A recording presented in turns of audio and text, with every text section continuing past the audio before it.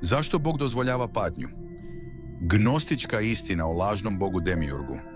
Zašto dozvoljava rat, glad, bolest, smrt? Zašto dozvoljava da nevini stradaju? Zašto dozvoljava da zlo vlada svetom? Ovo je večno pitanje koje muči čovečanstvo. Religije daju odgovore. To je Božja volja. To je test. To je kazna za grehe. Ali ti odgovori ne zadovoljavaju. Jer ako je Bog sveznajući, svemoćan i dobar, zašto onda dozvoljava patnju? Gnosticizam ima drugačiji odgovor. Odgovor koji menja sve. Gnosticizam kaže, Bog ne dozvoljava patnju.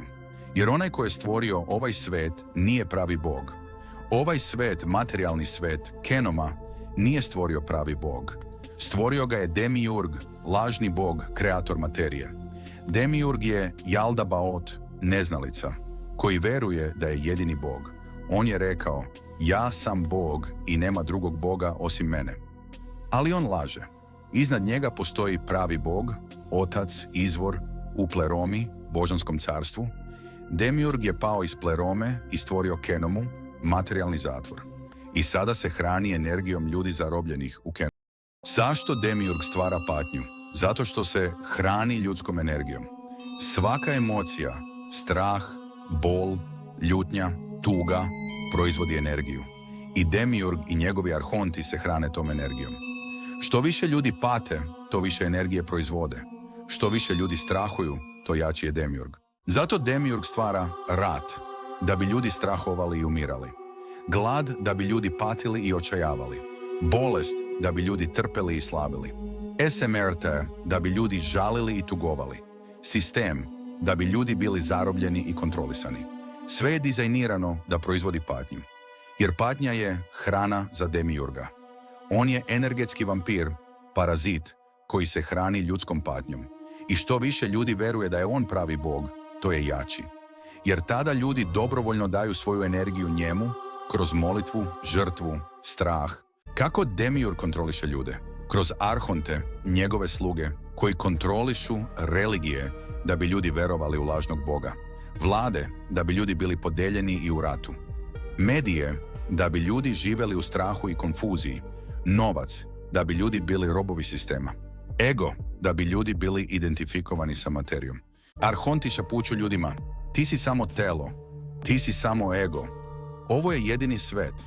Boj se, želi, pati. I ljudi veruju i ostaju zarobljeni u Kenomi i nastavljaju da hrane Demiurga svojom energijom. Gde je pravi Bog? Pravi Bog, Otac, izvor, je u Pleromi, božanskom carstvu. On nije stvorio Kenomu, on nije stvorio patnju. On je čista ljubav, svetlost, istina. Ali on se ne meša u Kenomu, jer Kenoma je kreacija Demiurga. Pravi Bog čeka da se pneumatici, duhovni ljudi, probude, da vide istinu, da se oslobode Demiurga i da se vrate Pleromi, svom pravom domu. Kako se osloboditi Demiurga? Kroz gnosis, direktno znanje.